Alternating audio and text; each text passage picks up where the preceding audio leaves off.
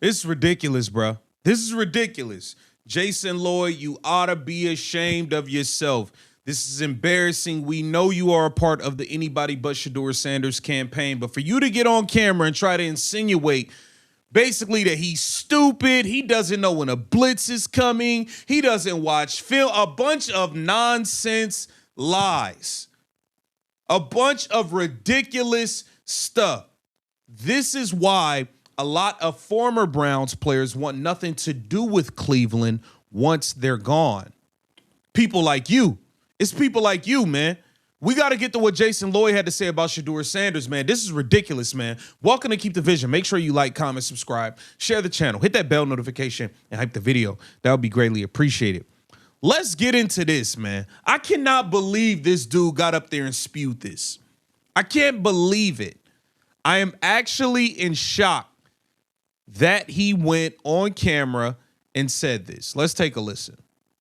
Why couldn't you? If you was doing that, why couldn't you do that and just play Shedeur then? Here's because the thing. If the 27 was Here's already the a big thing. This is the spot that I'm in. I think with Shedeur is I've talked to enough people and heard so much about him that's not very good. So what am I supposed to do with that? Am I supposed to play dumb and just come in here and be like, yeah, play the kid. Let's give it a shot. When you hear over and over and over again, doesn't really watch a ton of film. He doesn't watch a ton of film, but we saw him watching film at his own home on Well-Off Media during Thanksgiving. It's like, bro, you say anything. Just like what's the damn coach that used to coach the Jets? He was on one of the NFL Network shows or ESPN or whatever. And he was talking about, Shedeur Sanders is sitting in the back of the meetings. And then video comes out and he's sitting at Rex Ryan. That's his name. Rex Ryan talking about, you need to sit in the front of the meetings. He's sitting in the back of the meetings. And then footage comes out. Shedeur Sanders is sitting in the front of the damn meetings. These dudes literally lie and spew all of this nonsense and hate on Shedeur Sanders. This is nasty work, bro. Hear over and over and over again. Doesn't really watch a ton of film. Had to kind of be shown how to watch film. Doesn't know when he's hot. Doesn't know what he's looking at in coverages. Am I supposed to ignore all that? No. So that's what leads me to some of the decisions that I've come. And then when you look at the data, it is what it is. And he didn't play well. So people want me to just ignore all of that because, well, it's Shedeur and it's a 5th round pick. And hey, if they hit on a 5th round pick, it erases Deshaun. All of that is true. But when you're told things over and over and over by different people, it's not one person, it's different people all saying this. You just expect me to just ignore that? No. And not take it into account? So that's what's led me to this decision. Now, new philosophy. Listen, man, these people have been lying. They've been lying about Shedeur since before he got drafted. They say he went into the Giants meeting with headphones on, hat on backwards, playing NBA Youngboy. Like they say anything. They literally say anything. They don't have no proof. They just say spew BS lies, bro. It is ridiculous. It is ridiculous. New regime. And I've told you before, I think that there is a path. To me, the path to get successful with Shedeur is put him in RPOs. And limit the decisions he has to make. Make it a 1-read, 2-read thing and go. And maybe you got a shot at success with that. And I think that's where this is headed. Because I don't think that they're going to go nuts. He's basically trying to say Shedeur Sanders is dumb. That's what he's trying to say. Hey, limit him to half-field reads. Limit him to RP. Like, y'all nasty, bro. Jason Lloyd ought to be ashamed of himself. Investigate this man. In free agency. I don't think they're going to get Malik. I don't think that they're going to do this with Kyler Murray. I think Kyler's going elsewhere. I don't think they're getting Anthony Richardson. So we'll see. We'll see what it looks like.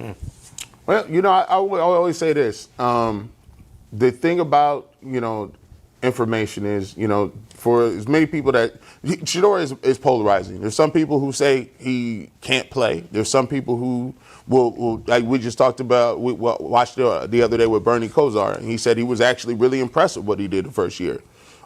He said, given what Mel Kiper is a guy. I mean, now you can take it from Mel Kiper for what it's worth, but there are people that are in the industry that swear by Shedeur Sanders and will look, Chase Daniels likes him a lot. So I do think there's people on both sides. Now, the problem is, well, that ain't even a problem. The good thing is if he does get the chance to play with a new coach and a new fresh set of eyes, maybe there's you'll get a different perspective on what he can be. Because, one thing that we looked at with Sam Darnold is, hey, he did get better over a course of a career. And I do think as a young player playing 7 games, I think he can get better. So we'll see. It's 6 months and Todd Monken to make a decision. But there are some people that think he can play. G. Bush. I rock with G. Bush, man. G. Bush trying to keep it professional up there. Yo, he has a tough job. To have to sit there next to all these haters, all these dudes, when they spewing nonsense. And he gonna, look, when he get in the barbershop, he gonna cook up a pot of something on this. He gonna cook up a pot of something on this. To have to sit next to these people in studio every day, he do a hell of a job, bro. Next. All right, guys. Hell of a job. Now, I wanted to show y'all what even led up to this conversation as they were talking about, should they bring in Kyler Murray? It's going to help me win that much more that I might to take with, in the first round, then I would do it. I wouldn't be afraid what people's reactions are, whatever. If I don't, I would just go with Shedeur Sanders. See if he can be the guy. And winning is not my number one priority this year. And if he's good, then we can stick with him.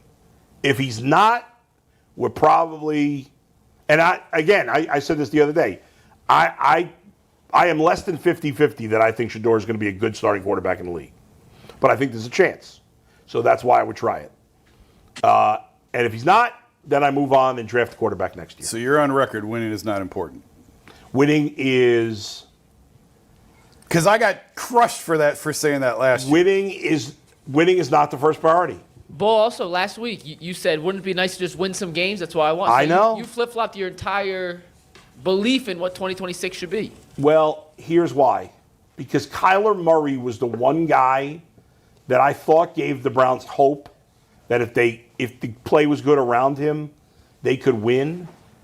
And I just don't see anybody that the Browns can realistically get that is definitively better enough than Shedeur Sanders that it's going to help me win that much more, that I might as well see what the kid's got for a full season.